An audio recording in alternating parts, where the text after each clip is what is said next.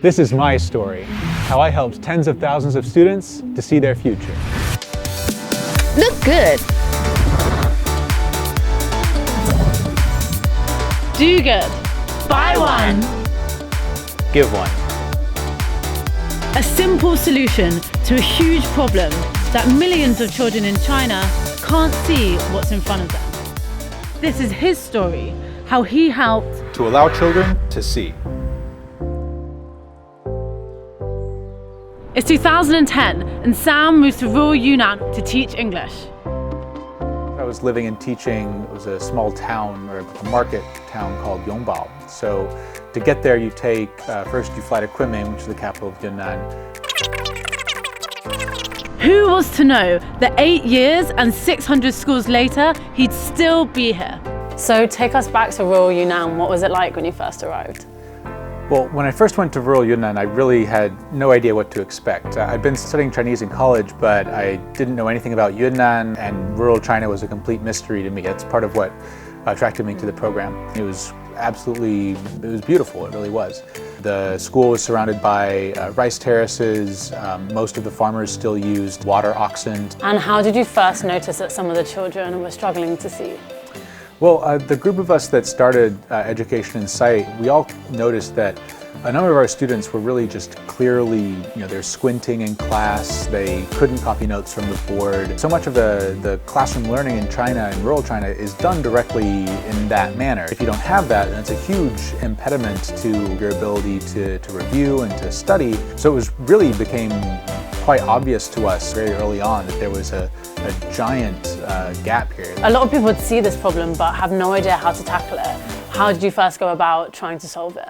The initial idea was just, before we left, we wanted to make sure that if nothing else, at least we would get the kids in our classrooms, at our schools, glasses so they could see. And it was really after that that we started playing with this idea, should we try to scale this? So from there we took it a step at a time. Once you decided to do something about this, was it a smooth process? It was a long process. We started doing our nonprofit work in 2012, and we didn't actually get ourselves a properly registered Chinese nonprofit entity until earlier this year. So it was like 6 years that it took to do that. I think it's really easy to find excuses and reasons to walk away from the problem.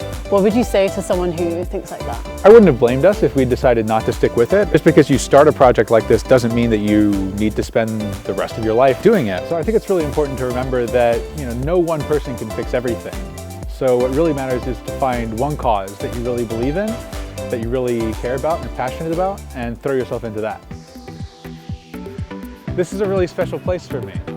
So I would ride around here with this old sanlensha with all our glasses on the back, basically doing like a really kind of traditional Chinese style, selling on the side of the street, that people would think it was like kind of funny or at least memorable, and they'd forward the story. That really worked quite well. If you're going to try to get attention and cut through all the noise in China, you have to do something that really stands out, that really gets people to stop and listen. And I guess that was a really great way to tell your personal story and connect with people on a person-to-person level. I think if you can make people feel like you don't take yourself too seriously, that's also a great way to get them to kind of open up and be a little more enthusiastic about learning about your story. And then afterwards, people will remember me as like that dancing Lao Wai in Sanlei Tun.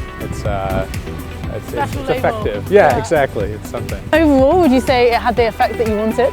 Yeah, sure. I mean, we got a lot of attention, a lot of buzz on social media, people coming to learn about our story. We even had some celebrities wear our glasses and support us. So what's next for Mantra? Well, what Mantra's trying to really do in China is to generate this idea that consumption and supporting a brand is a real reflection of like your values. We think that the current generation of young Chinese people is really, really invested in seeing China turn into a more and more dynamic and equitable society. And the young people that I meet every day are super excited to get involved in nonprofit work or give back to society in some way. Are you hopeful about the future of companies like Mantra? Most people in China, it's true, they don't really have this concept of mixing a philanthropic and a business enterprise into something like a social enterprise.